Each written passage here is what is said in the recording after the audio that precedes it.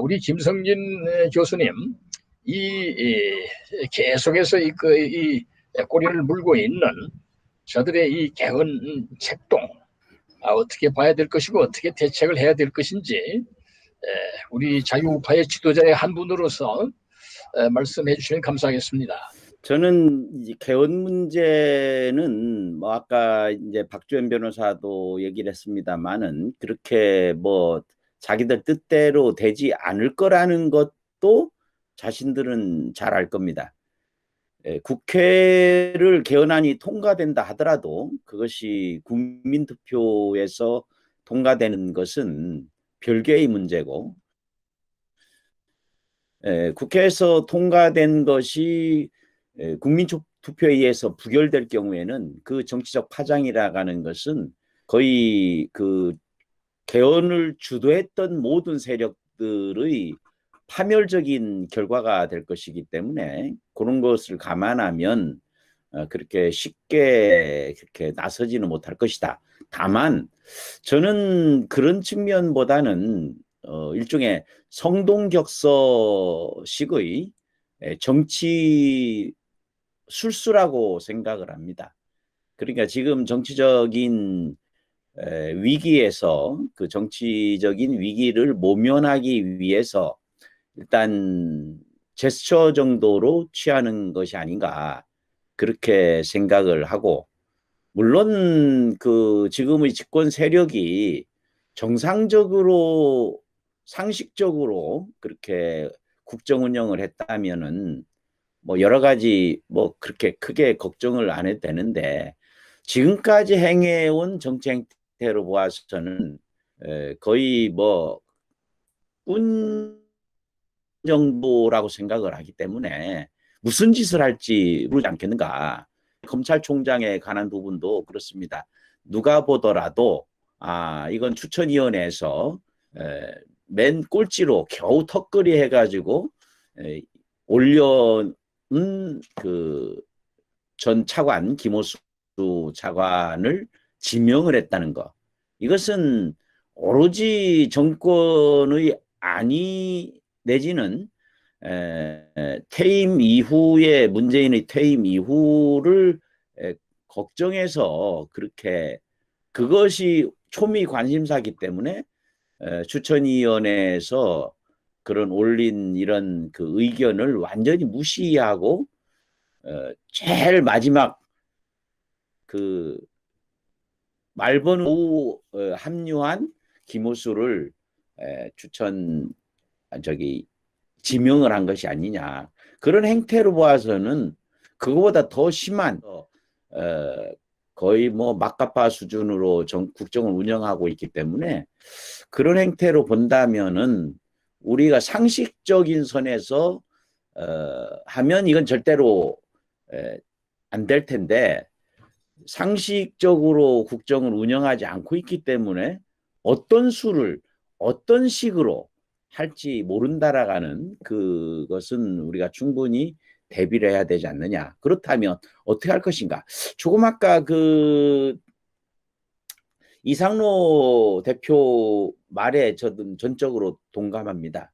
선제적으로 우리들도 선제적으로 대응할 필요가 있다. 왜냐하면 내각 책임제나 이원 집정부제에서의 국회의원의 그 권력이나 또는 의무나 이것은 국가의 원수에 해당되는 실질적인 국정 운영자를 선출하는 국민을 대표해서 선출하는 것이기 때문에 지금 이제 단순히 입법권을 가지고 있는 국민의 대표인 국회의원하고는 전적으로 다르다.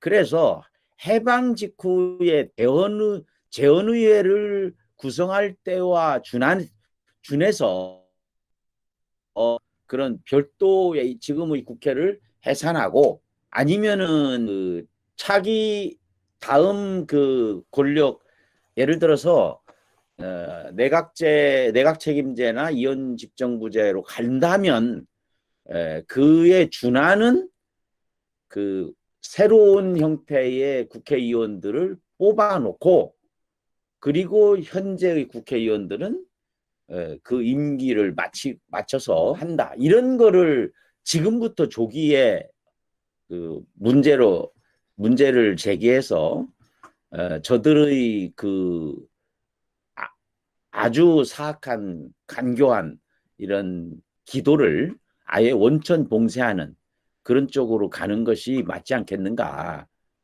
지금 현재 그 국민의힘에서 상당한 지분을 가지고 있는 김무성 전 대표라든지 이런 사람들은 예전에 신민당 그 구파 쪽의 김영삼 계열이지 않습니까? 그쪽이 원래 쭉 타고 올라가면은 결국 그 내각 책임제 쪽 이런 거고, 그 뒤에도 정치 권력을 가지고 있을 때 지금 이 사람들도 상당수가 이원 집정부제나 또는 내각 책임제를 희망해 온 사람들이기 때문에 그들이 자신들이 속내를 감추고 끌려가듯이 개헌에 응할 가능성도 있다. 그런 부분들을 막아야 되지 않겠는가, 그렇게 생각을 합니다.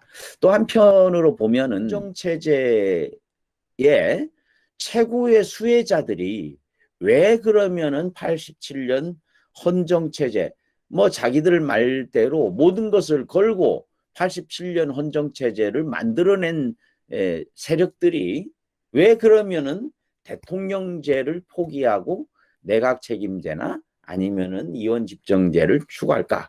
요걸 국민들한테 홍보를 해야 되지 않겠는가? 그 역사적 맥락을 해야 된다는 것이죠. 그래서 이제 다시 한번 요약해서 말씀드리면 하나는 그 새로운 권력 구조, 국가 권력 구조에 준하는 국회의원. 지금은 달라지기 때문에 국회의원에 준하는 국회를 구성해야 된다. 그 다음에 두 번째는 아마도 현재의 체제로서는 개헌은 어려울 것이다 라고 생각을 하되, 그 만약의 사태에 대비해서 조금 아까 드린 말씀처럼 그런 옵션을 걸어야 되지 않겠는가, 그렇게 생각합니다. 이상입니다. 감사합니다. 감사합니다. 저들이 개헌을 하는 것이 용이하지 않을 것이다, 이제 그런 말씀을 하셨는데요. 그리고 그 개헌의 그 내용을 너희들이 진정코 개헌을 하려면은 현재 국회의원들이 그대로 유지되는 개헌은 그건 천부당 만부당한 건 말할 필요도 없죠.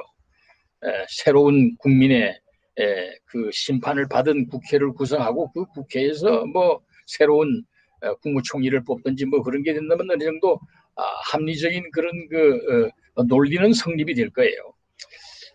그런데 이제 우리 박찬종 대표를 원로 정치인이라든가 이런 분들이 보는 관점이라는 것은 이 지금 문재인과 민주당이라는 이 세력은 정상적인 국회 운영을 안 해왔지 않습니까?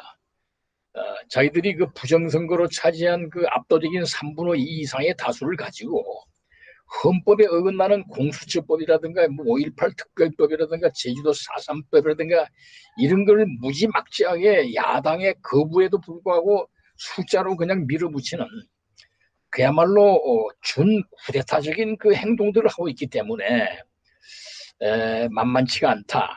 어떤 합리적인 그런 주장들, 뭐 헌법을 개정하려면 국회의원 선거도 같이 해가지고 심판 받아라든지 그런 걸 받아들일 자들이 아니다. 저는 그렇게 보는 데서 문제 생각.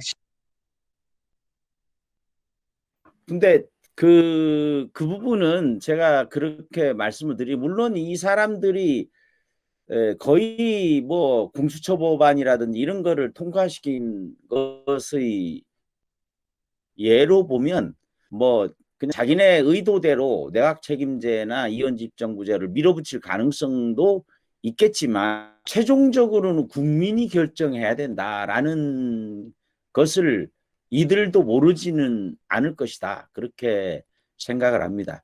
그래서 이제 오히려 국민들을 향해서 우리들이 이런 그 이원 집정부제나 내각 책임제가 될 경우에는 국민들에게 이러한 어려움 내지는 위험 이런 것들이 있고 이것에 대해서는 추진하는 사람들에게 책임을 물어야 된다라는 것을 대국민 홍보를 병행해야 되지 않겠는가. 그것이 실질적인 그 개헌의 반대 투쟁이 될 것이다. 저는 그렇게 보는 것입니다. 이상입니다. 감사합니다. 강력한 저지 운동도 또한 필요할 것이다. 그런 말씀이 되겠습니다. 성진 교수님 엊그제 이 국민의힘에 김기현 대표가 새로 선출이 돼가지고 봉이 드물게 그 문재인이가 점심 먹자고 그러는데 거부를 해버렸어요. 근데 과거에 우리 그 야당의 그 지도부 뭐 김종인이라든가 주호영이나 이런 사람 보면은 뭐 대통령이 밥 먹자 그러면 그 뭐 예우 차원에서 안 갈 수 없다 등등 해가지고 주르르 달려가서 굽신거리고 뭐 밥을 얻어먹고 오는 이런 결과를 보는데 이번에 이 김기현 대표는 단호히 거절하고 밥 먹고 사진 찍는 건 하지 않겠다. 또 이 김기현 이 원내대표는 정말 제대로 문재인이가 지금 주인을 만난 것이 아니냐. 문재인이가 자기 친구 그 송철호를 부산시장 당선시키기 위해서 온갖 그 청와대 비서진들이 관여하는 가운데 부정선거를 저질렀다고 하는 이러한 그 표적이 되고 있고 하거든요. 뭐 원수는 외나무 다리에서 만난다고 그럴까 이런 것인데 이 국민의힘 당이 이런 개헌을 하든지 안 하든지 대통령 선거를 앞으로 속행을 하든지 안 하든지 뭐 후보를 내세우는 문제 이런 등등 매우 중요하다고 보는데 최근에 그런 그 원내대표의 새로운 사령탑이 되면서 좀 그 노선이 좀 정비되는 것 같은 이런 기분이 들고 있는데요. 앞으로 우리가 이걸 어떻게 봐야 될지, 국힘당이 또 어떻게 나가야 될지, 또 민주당이 요새 보이고 있는 그런 그 후보군의 그런 동태들, 또 이재명의 그런 포퓰리즘적인 그런 동태들, 뭐 돈을 1,000만 원을 준다, 2,000만 원을 준다 이런 노골적인 그런 포퓰리즘을 하고 있는데 이걸 어떻게 앞으로 전개해 나가야 될지 국민의힘 당에 대한 우리 자유우파들의 그런 기대는 어떻게 될지 좀 그 넓으신 뭐 의견을 좀 말씀해 주시면 감사하겠습니다. 저는 김기현 전 울산시장이자 지금 현재 국회의원 하고 계신 김기현 의원을 선출한 것에는 상당한 의미가 있다 이렇게 생각을 합니다. 김기현 의원이 국회의원이 된 것부터가 사실 결과처럼 돼버렸기 때문에 결국에는 이제 부정선거로 인한 그 지난 지방선거에서 18년도에 6.13 지방선거에서 낙선을 한 상태였고 그 부정선거에 대한 소송이 아직까지도 제대로 재판이 진행되지 않고 있는 상황에서 국민의힘 국회의원들이 김기현 의원을 원내대표로 또 원내대표 겸 지금 비상대책위원장을 대행하고 있기 때문에 그것은 상당한 의미가 있지 않느냐. 그래서 국민의힘 내부에서도 여태까지 부정선거에 대해서 목소리를 내지 않던 의원들도 아마도 이제 김기현 원내대표 체제 하에서는 지방선거에서 그리고 또 이 지난 총선 4.15 총선에서의 부정선거에 대한 목소리가 수면 위로 떠오를 가능성이 있다 이렇게 생각을 합니다. 우선 그래서 원래 또 다른 이제 김기현 의원을 원내대표로 뽑으면서 또 다른 변화 중에 하나가 그 윤석열 전 총장에 대한 그런 그 발언이 국민의힘에서의 발언이 의원들의 발언이 약간 궤도 수정을 하고 있는 그런 생각이 들고 그 다음에 또 한편으로는 최재형 감사원장의 영입운동 움직임이 있다. 그래서 이런 것으로 보면은 지금 표면으로는 드러나지 않고 있지만 국민의힘 내부에서도 차기 대선과 그리고 부정선거, 4.15 부정선거에 대한 대책 이런 것에 대한 그 국민의 소속 의원들의 암중 모색이 있지 않느냐 저는 그렇게 보고 있습니다. 사실 우리가 냉정하게 말씀을 드리면 지금 현재 국민의힘을 주도하고 있는 것이 결국 뭐 도로 영남당이라는 말이 있을 정도로 사실 영남권의 그 압승에 힘입어서 사실 지금 겨우 100석 이상을 유지하고 있는데, 그러니까 국민의힘의 주도 세력은 현실적으로 그 영남일 수밖에 없는데, 이게 이제 문제가 좀 복잡해졌죠. 국민의힘의 원내대표를 울산 지역구를 둔 김기현 의원을 선출함으로 해서 차기 이번 전당대회에서 영남권의 대표를 뽑는 것이 조금 부담이 되는 그러한 형태가 나타나게 됐다. 이것은 상당한 정치적 의미가 있는 것이 아닌가. 물론 그렇다고 해서 뭐 강제적으로 영남권 대표 이게 원내대표 그다음에 당대표 이거를 다 영남에서 가져가는 이런 것을 피할 수밖에 없지 않느냐 이런 말도 있고, 강력하게 현 정권에 가장 강력하게 저항하고 있는 영남 세력의 목소리를 그대로 반영해야 된다. 이러한 움직임도 있지 않겠는가 그런 생각을 합니다. 그래서 이번 그 지난 6.13 지방선거적인 피해자였던 김기현 의원을 원내대표로 뽑은 것이 결국은 무슨 의미냐. 이것은 정치적으로 볼 때 4.15 부정선거에 대해서 국민의힘이 조직적으로 이건 법률을 위반하고 있지 않습니까? 어쨌든 선거소송은 소송이 시작된 지 1년 이내에 선고를 해야 되는데 그런 선고가 아직까지 선고는커녕 6개월입니다. 재판조차도 제대로 이루어지지 않고 있는 이 법률 위반 행위에 대해서 법률을 만드는 입법부 그중에서도 야당에서 강력하게 이 부분에 대해서 문제를 제기해야 되지 않겠느냐. 그것이 차기 대선과 그리고 내년에 있을 차기 대선과 그리고 지방선거가 공정하게 치러지는 것에 대한 가장 효과적인 대응이 아닌가. 그래서 국민의힘 소속 의원들에게 강력하게 사실 강력하다라기보다는 강력하게 간청을 하고 싶습니다.